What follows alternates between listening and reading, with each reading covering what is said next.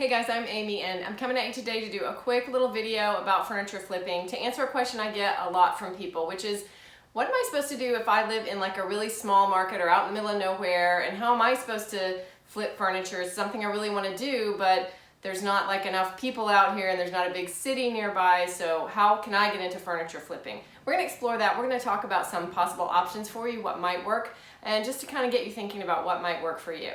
I just want to mention a couple quick things before we get started on that topic. One is, please subscribe to my channel if you haven't already, and if you're interested in my free worksheet that helps you figure out pricing for furniture flips, go click in the description box below and you can sign up for that, and you'll get a free download to figure out kind of what you should pay for things to be able to make the profit that you want to make. It gives you several different ways to calculate pricing and what you should be paying for things and charging for things. Okay, so let's tackle this topic of what you should do if you don't live in a big market that has a ton of people on Facebook Marketplace or Craigslist, lots and lots of stuff listed, things getting sold for good competitive prices, lots of choices and lots of people out there buying and selling. What are you supposed to do if you live in a place where you don't really have access to a huge market like that? First, I want to say that even if you live in a medium-sized market, this is a good time to be flipping furniture. I mean, I've been watching the prices of lumber and all kinds of things just skyrocketing, and I think more and more people are going to want to be buying used furniture that's still something nice enough to put in their house. And everybody's, got house fever from being in their house for so long. They're wanting to fix things up, but without spending a lot of money. So it's still a good time to flip furniture. If you live in a medium-sized, smallish, medium market, give it a try. But if you really are isolated, you feel like you're nowhere near a place where you can really participate in that sort of thing, let's talk about a couple of different options for what you can do. The first thing I would say about mindset is, keep in mind that there are two sides to every coin. And I say this, I've learned this in relationships, in all kinds of work that I do, and so many things. If there's something that you find to be a downside to something, there is another side to that kind of offsets it. Usually there's a plus that can be found in there too. So the one I would point out in this case is, if you live in a smaller market where you don't think you can command high prices for the things you want to sell, the upside of that is that when you are buying used furniture that other people have, you can usually get it really cheap, cheaper than you can in bigger markets. In bigger markets, everybody wants anything even remotely mid-century modern, and it will command high prices, and anything else that's trendy. In smaller, more rural areas or smaller markets, it's much easier to get those kinds of things inexpensively if you do find them. And even if you don't feel like there's a lot of choice on Craigslist or Facebook Marketplace or things like that, just going to local garage sales, you may be able to find some incredible steel that is not going to be easy to find in a place like Dallas where I live, because there are people whose full-time business is to get furniture and resell it, and they are going to be first thing in the morning at every garage sale that's listed, every estate sale, everything. They're going to be there, they're going to be at the auctions, and they're going to grab that stuff very quickly. And if you live in a smaller place, a sleepier place where things move a little slower, or maybe people don't know that their old granny rockers are now suddenly in style and they will sell them for $5 or give them to you for free, that can be an advantage because you can get those things cheaper. So that helps you, because part of what we're going to talk about is that to sell them, it may cost you a little more to be able to move them into a bigger market where you can command higher prices. So you will need to have better margins on what you're selling in order for it to be worth it to you. So the fact that you're getting things for a lower price is going to be super important to you. So that's the upside. Think about that. The other mindset thing I want to talk to you about is that you're going to have to get creative. You're going to have to really think through, as a business, not just, I have this whim that I want to paint something and resell it. That's fun, and a lot of us enjoy doing that and like doing that. That's fine if it's a hobby, but if you want to try and make money at something, then you need to really think through, what is it I can sell, and where can I sell it, who can I sell it to, and how can I connect with that buyer and find them.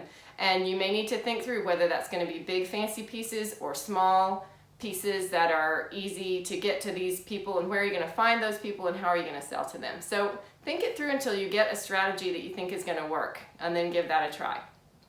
All right, so the next thing I'm going to do is I am going to talk about a few strategies, a few possible options for you. And that way you can think about where you live and what your situation is, how much time or money or energy you have to put into this flipping, how interested you are in it, what kind of flipping you want to do, whether you like fixing things up, painting them, or if you're a handyman and you like to repair things, or whether you want to not have to do anything to it. All those factors will go into your consideration of which one of these might work for you, if any. So let's talk about it. I'm just going to put them out there, and I want to see what you think about these ideas. All right, so the first thing I would recommend that you do is think about where you are geographically and identify what is your nearest medium or large market. How far away is it from you, and is it accessible to you? You know, is it an hour's drive away? That's doable. You know, you could make a decision that you're going to tap into that market and that you're going to, you know, meet people who want to see your furniture, even if it involves having to drive farther than normal, you know, or you kind of decide how far away is it, how many markets are there that are options for you, and which are the best, and are you willing to do a little more traveling to put your things into one of those markets. If you can identify a few of those, then that will really help you with several of these different options to consider. So let's go from there. If you've identified one or two medium to large markets near you, then from there, let's consider what some of the options might be within those markets. All right, so one thing you might do is decide that you are going to list your things on Craigslist or Facebook Marketplace in those particular markets, and that you are going to find a way to get your stuff there when there's somebody interested in it. Maybe if you're lucky, you have a good friend or a relative who lives in one of those markets. Maybe it's not even the market that's closest to you, but maybe it's close enough that there's a friendly person there who could help you with doing this plan. And you could do something like listing it there and, you know, get yourself a U-Haul and bring a whole bunch of pieces up at once, and have somebody who is up there who can help you sell it in a market where you can list it for higher prices and see what you can command there. You might consider getting a little rental storage unit in one of those bigger markets, keeping furniture up there, keeping things up there, and having somebody that you know locally, or that you could even pay locally, who would meet a person there when they want to see the furniture and help them load it up and help them buy it. Somebody who would help handle that stuff for you. So those might be some options. Now these kind of things are probably going to require you to commit, if you're interested enough in doing this that you want to commit that kind of time and money, but those are some options that you could possibly do to be able to sell your things into a higher commanding market, a bigger market where you can ask more for it. A couple other possibilities that you could do if you do have a medium or large size market not too far away from you. You could decide that you are going to sell in a consignment situation in one of those places. Now I know I did a video a while back where I discouraged you from selling on consignment or being in a craft or antique mall versus selling on Facebook Marketplace, because what you can take home in the end is usually more on Facebook Marketplace. That is with the caveat that you are actually in a big enough market like where I am, that you have all of these options to just sell it yourself out of your own house anytime in a market where you can command higher prices versus doing those other things. If you don't have that option, then you need to consider the options that you do have. So one would be getting a booth at a consignment place. Now remember, if you do this, the upside to that is probably the best place to start, because the upside is usually, you know, you're not out any risk, out any money. You take it up there. If they agree to try and sell it for you, then when and if they sell it, you will split the profits with them, whatever you guys have agreed to. And so you are not going to be taking home the whole amount of profit. So remember that one of the real important things to do if you decide to do this is you need to only flip pieces where you know you have a really high profit margin. So you're going to have a lot of self-discipline about that, and make sure that you don't pull the trigger on getting a piece unless you're getting it for a good price and you've kind of done the calculation to make sure that you think you can sell it in this bigger market for a pretty good price, that even when you split that commission with the person who owns the consignment place, that you're still going to come out making some money. So you can really only do that with pieces where you have a good margin. Maybe that's because you're going to add value to it and make it where it's worth a whole lot more than it initially was. You know, that's a possibility. There are things you can do to furniture to make it look great and be worth quite a bit more. And consignment stores typically can ask higher prices than you can ask on Facebook Marketplace or Craigslist, because it's a retail store. If The other option to do with something like that would be getting a booth at an antique mall, craft mall type of location. Then you can set up your own place. You can have a lot of different stuff there. There's someone working there who will do the sale and work with the customer, and they'll just send you whatever money you make every month. Now remember, again, you're paying every month to have a place, so you've got to be committed enough that you're really going to do this full on. And you need to go up there as often as you can, because these things, you can't just walk away and leave them and never go back and check on them. You really do have to be, as frequently as you can, you know, bringing more stuff up and kind of sprucing them up, making sure they look good so that they can continue to be selling well and functioning well. People want to buy from a place that looks good, that's well stocked, that has things that look good. So it's a little bit more of a commitment. The other thing to remember if you decide to go that route versus consignment store. In consignment store, I would say choose large, not large pieces, but pieces with high profit margins that are like furniture pieces, things that sell for a lot of money. Not necessarily giant like wardrobes and stuff, but things that command, you know, in the hundreds of dollars, hopefully. With something like an antique mall booth, you also need to consider smaller pieces, because the small items are really typically the bread and butter of people with antique mall booth type things. They don't sell as many large pieces of furniture. Even the furniture that you're putting in there that you want to flip, do medium-ish size pieces, accent pieces. That's the kind of thing that people more often will buy at a place like that. Something with personality that's really unique and special and smaller and can fit in their car, can be an impulse purchase. People don't quite as often go to the antique mall to shop for like their huge major furniture pieces, those purchases they're going to make, their couch, their dresser, their wardrobe, those kinds of things. They don't as often head to like a booth at an antique mall. They go there more to find small things that, or they buy something on impulse that they think is really cool and unique and interesting. So those kinds of things are probably going to need to be a lot of what's in there to help you make enough money to pay for the booth and make a profit. Another option, if you do not live in a big enough market to do these things, is to make as much stuff as you can and then sign up to be in like a weekend sale.